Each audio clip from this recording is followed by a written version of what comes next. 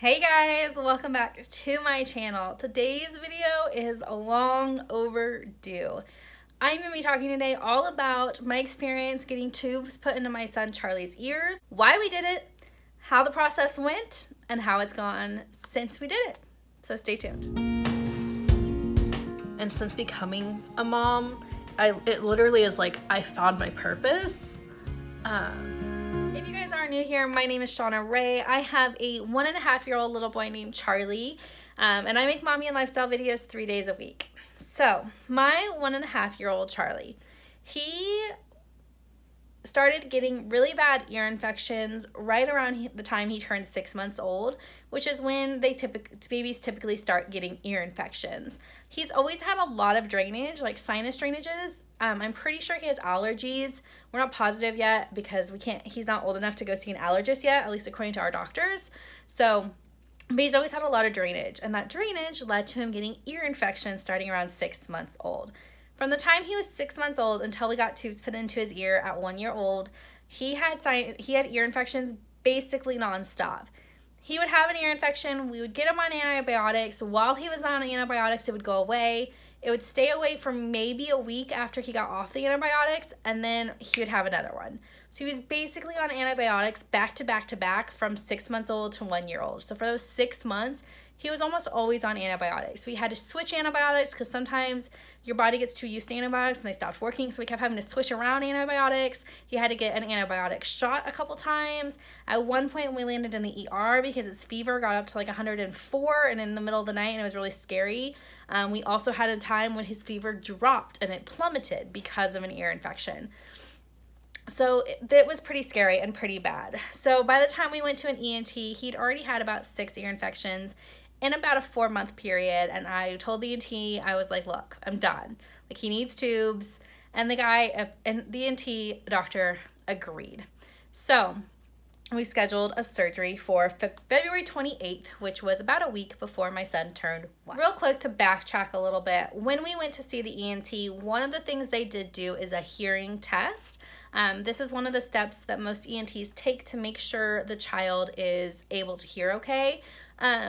They could see that Charlie had a lot of fluid backed up into his ears that wasn't draining properly, and that was why he was getting these reoccurring ear infections. And so they also wanted to do a hearing test. The problem is when a child has fluid in their ears, a hearing test can't be completed properly because the fluid in their ears is going to obstruct some of the noise.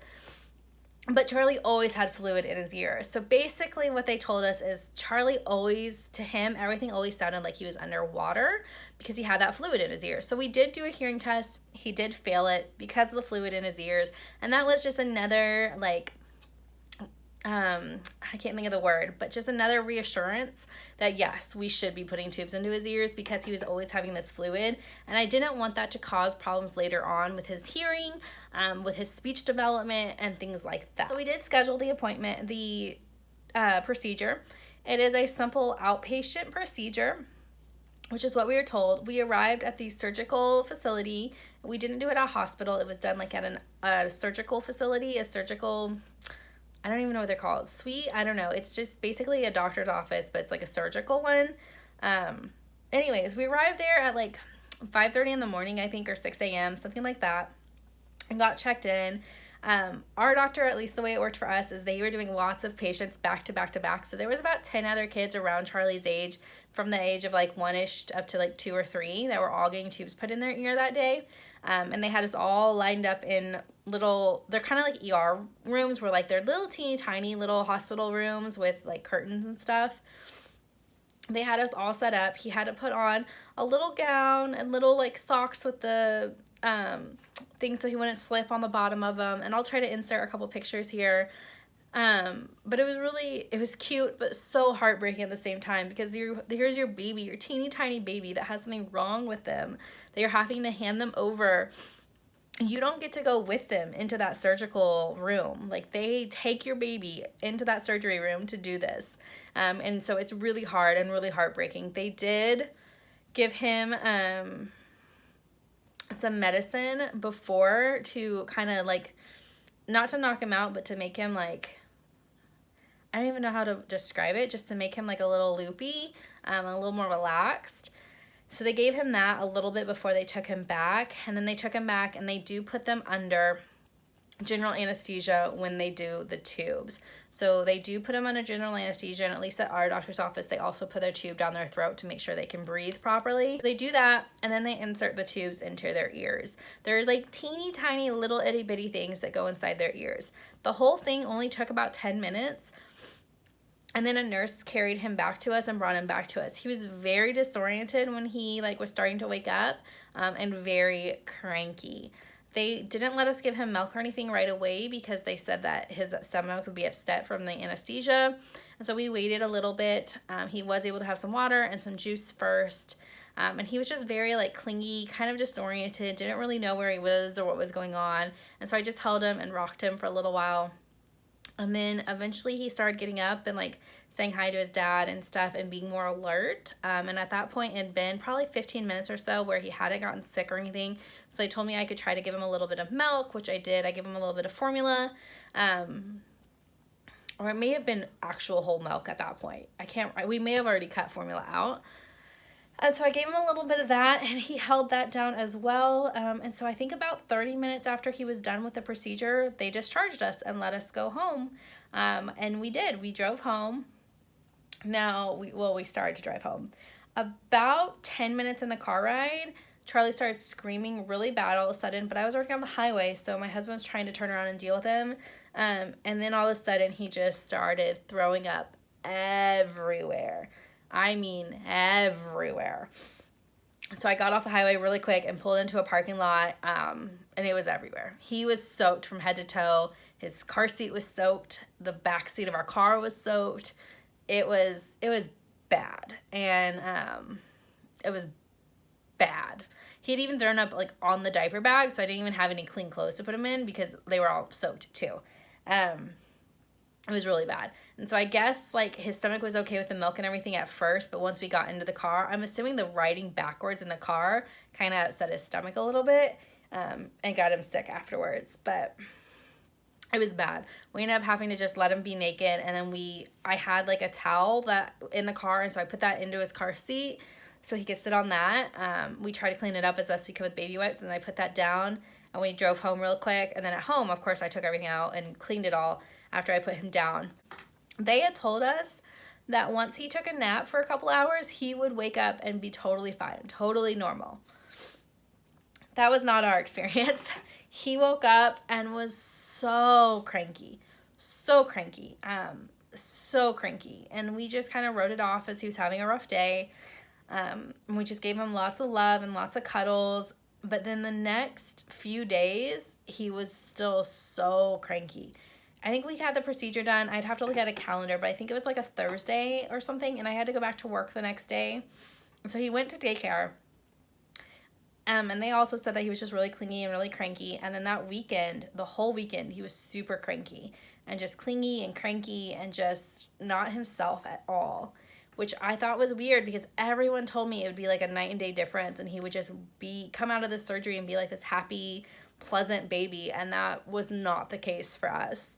I even called the doctor to make sure there wasn't anything that could be wrong.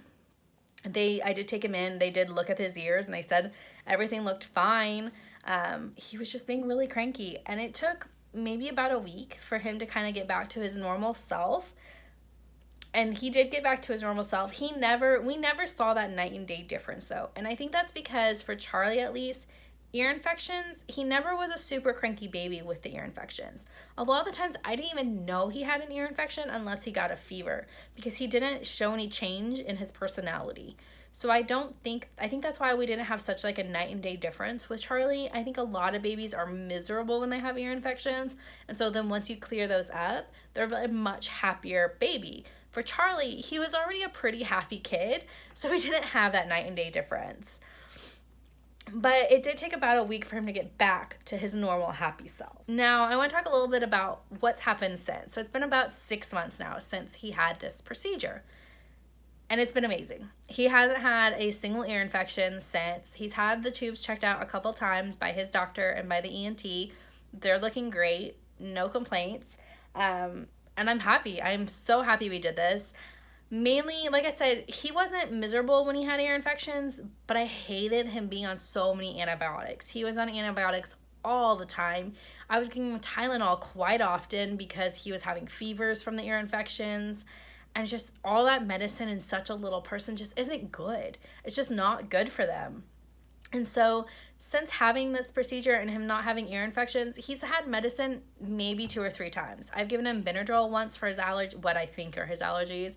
And I've given him Tylenol a couple of times for teething. But besides that, he hasn't had medicine at all, which has been amazing. And I feel like that's great, just letting his little body recover and get better and grow without having to have all that stuff in his system. And he's been happy. I mean, I can't say happier because, like I said, he's always been a pretty happy kid, but he's been a very happy baby. And his speech took off after we had this procedure done. It took off. That is something that was a night and day difference. He immediately started talking. He says now at 1.5, he has a vocabulary. I wish I actually knew how many words he said, but I would say it's somewhere between 50 and 75 words that he can say. He's even starting to put sentences together on his own, which is amazing. So his vocabulary just took off. And so overall, I am extremely happy we did this, even though the day that it happened, the day that we did it, it was an extremely hard and emotional day. And for probably about the week after when he was just cranky and clingy, it was hard. It was emotional. It's a hard decision to make, putting your kid through surgery, especially when they're that little. But for us, it was the best decision we could have made. It has been such a huge, weight off my shoulders, and so relieved that he no longer has those issues that he had before. Anyways, you guys, that is all I had to say. I just want to let you guys know, since I've been promising for a long time that I'd let you know how all that went. If you have a kid who is struggling with ear infections and you're thinking about getting tubes, let me know in the comments down below. I'd love to talk to you guys. Also, if you've had a child that has had tubes in their ears, let me know what your experience was. Was it good or bad? Anyways, I'll see you guys next time. Bye, y'all.